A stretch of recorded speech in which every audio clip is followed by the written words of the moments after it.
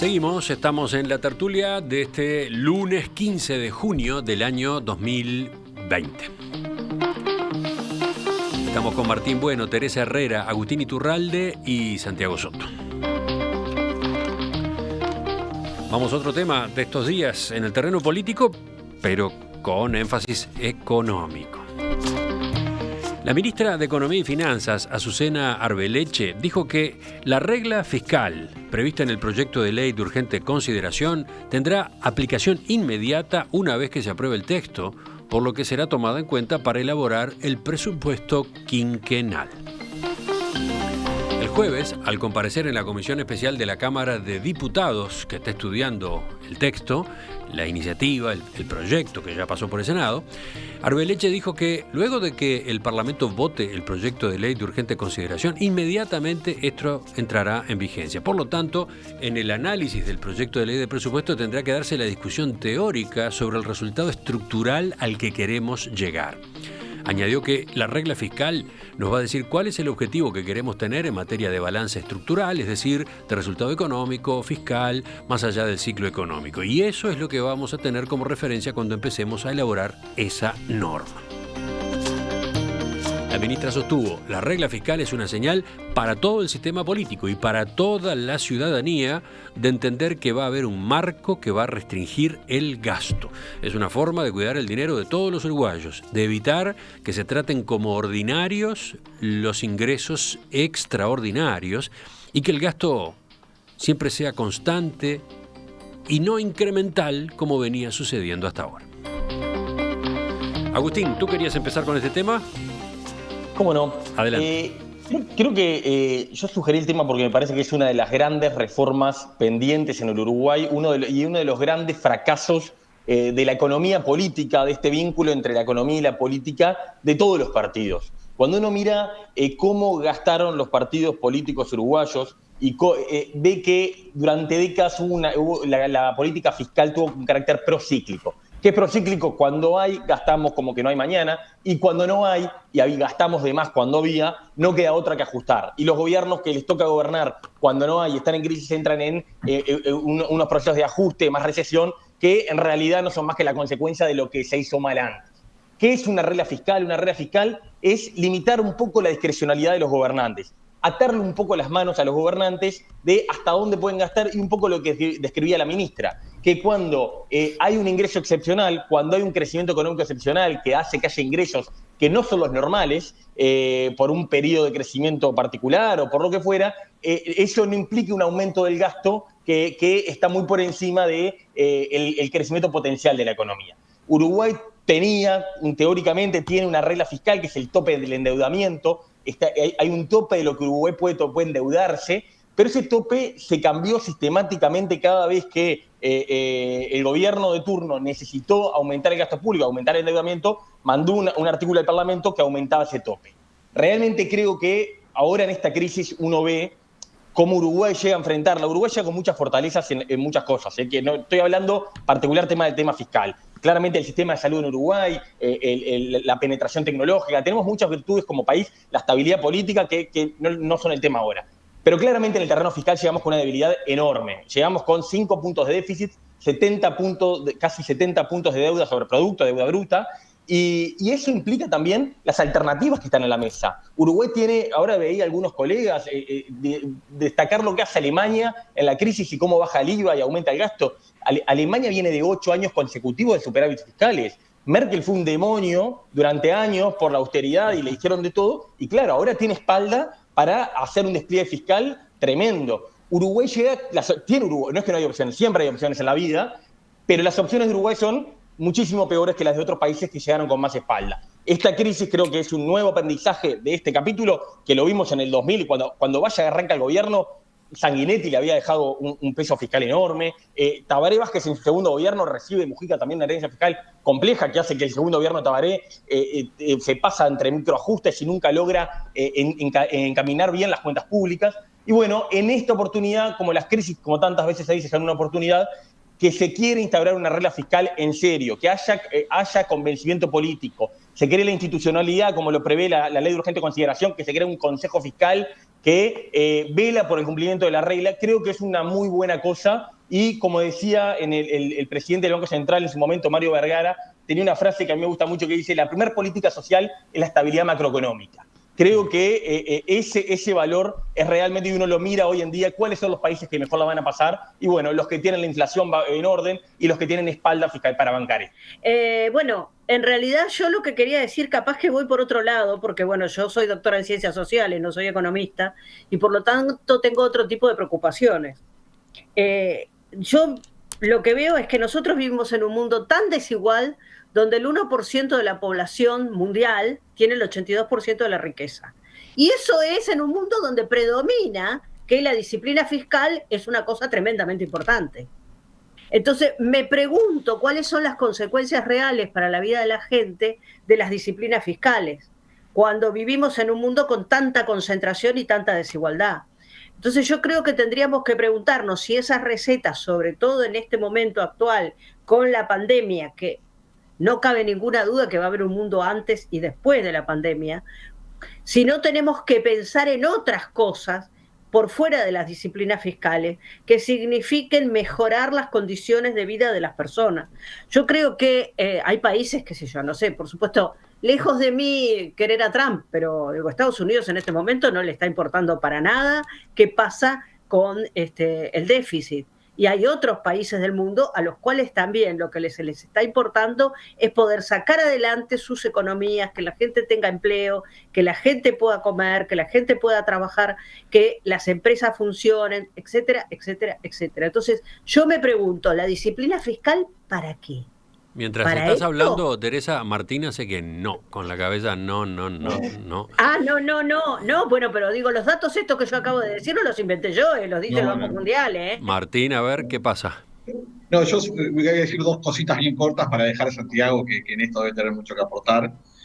Primero, que cuando escuchaba a Agustín al principio, la primera parte de su intervención, parecíamos un país en serio. O sea, si logramos eso, somos un país en serio. ¿Ah?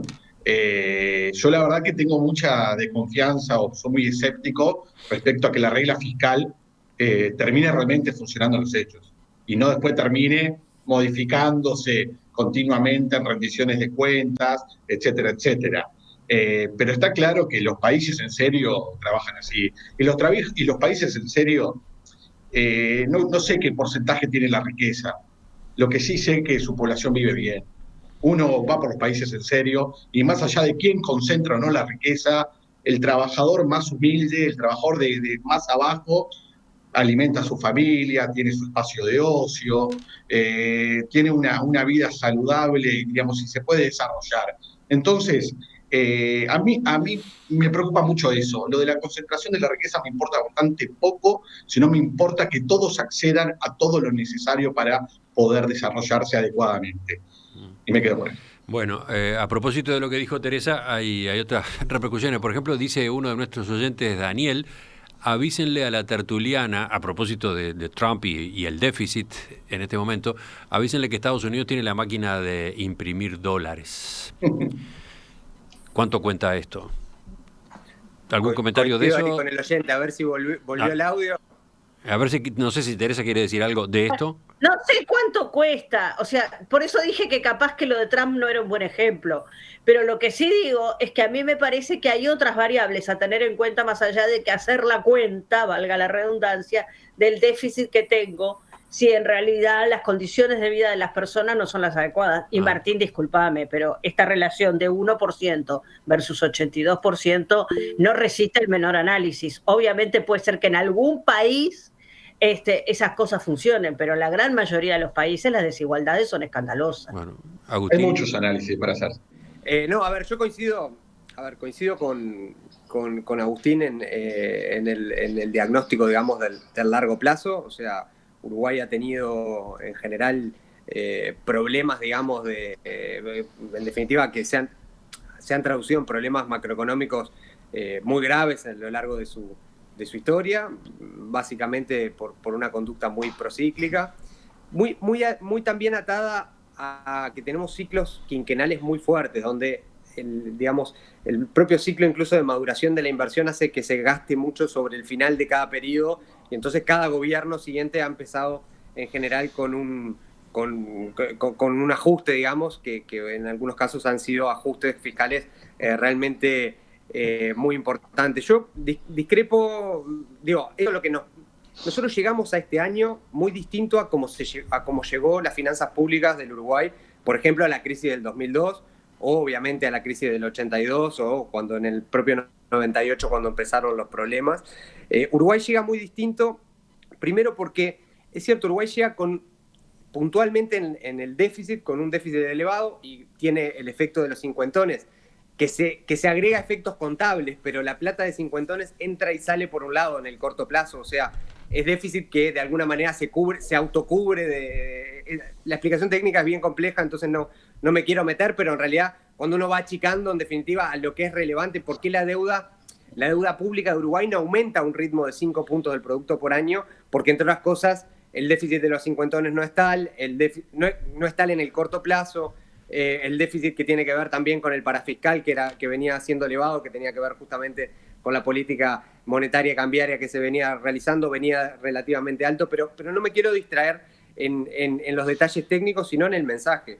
Uruguay arranca, y el último periodo de crecimiento económico, el de 2005, con un ratio de deuda sobre producto del 75%. ¿Ah? Ese es el neto, ¿no? Ese es el ratio que tenía Uruguay. Si hubiera mantenido una deuda, una regla fiscal para mantener estable el ratio de deuda-producto, digo, no lo hubiera podido hacer porque entre otras cosas no tenía condiciones para mantenerlo, pero digamos, hoy estaríamos en niveles de endeudamiento mucho más altos, porque Uruguay durante la fase expansiva del ciclo 2005, 2013, 2014, bajó mucho la deuda en relación al producto, terminó en niveles cercanos a 50 puntos del producto y empezó sí a aumentar en los últimos años, que también sufrimos un shock externo importante de Argentina y Brasil. Y llegamos a la pandemia, llegamos al momento actual con espalda financiera para hacer política.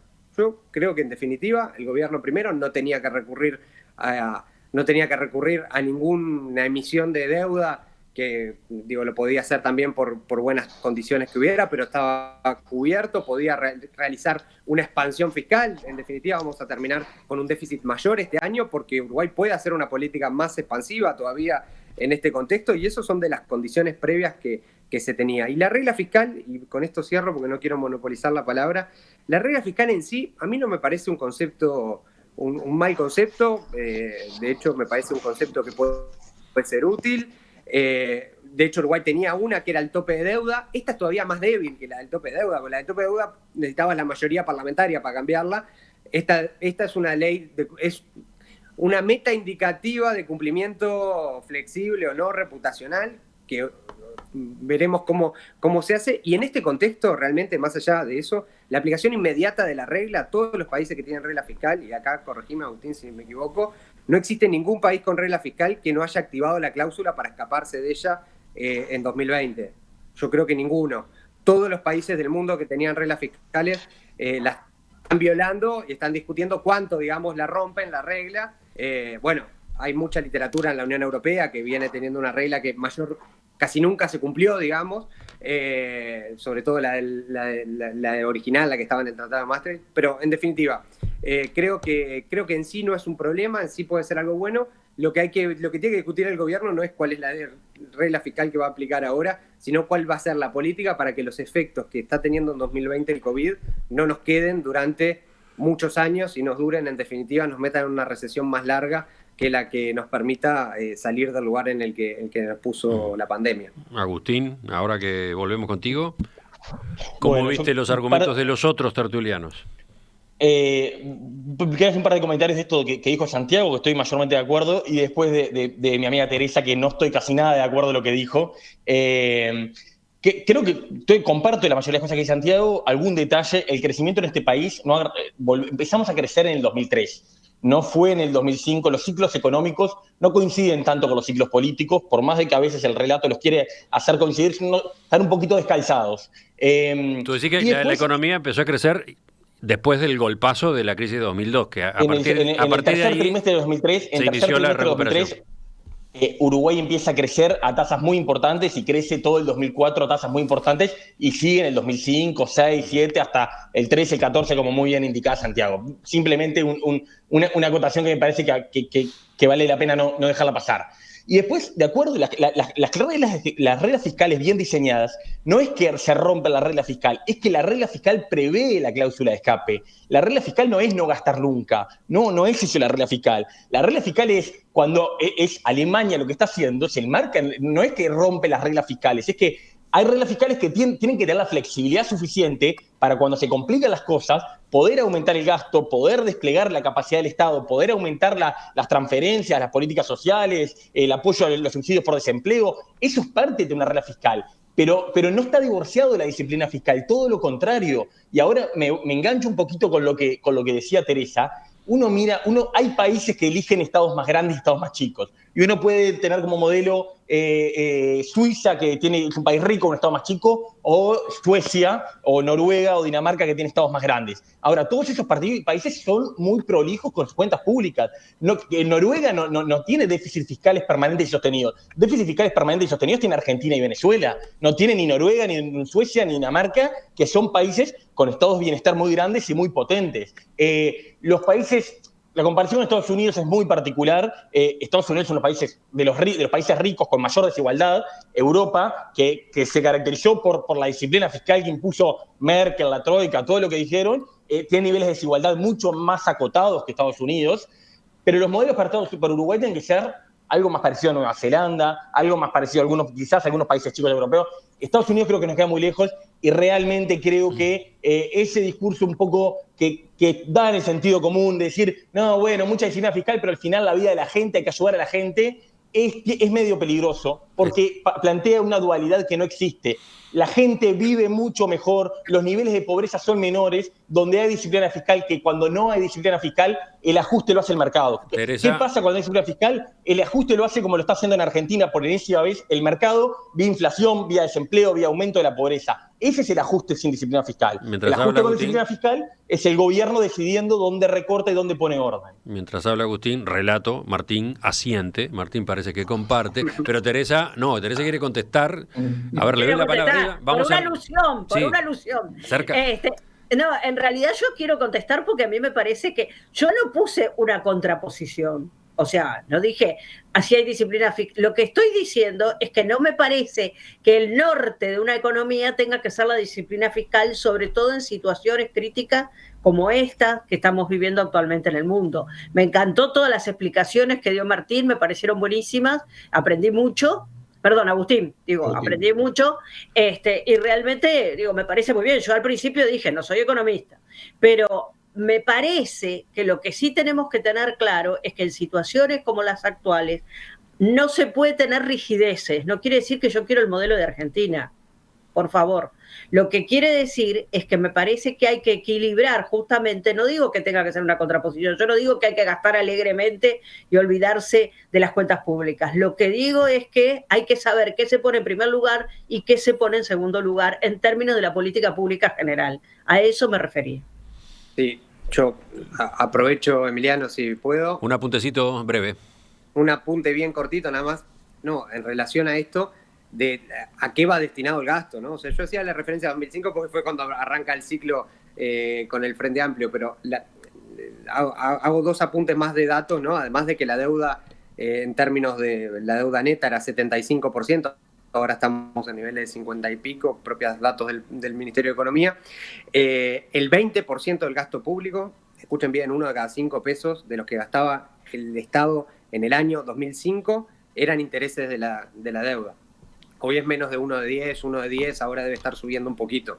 Pero, o sea, también importa en qué se gastan los recursos que llegan, y claramente hoy, entre otras cosas, hay un gasto muy priorizado en salud y educación, que son dos pilares fundamentales en esta pandemia, ¿no?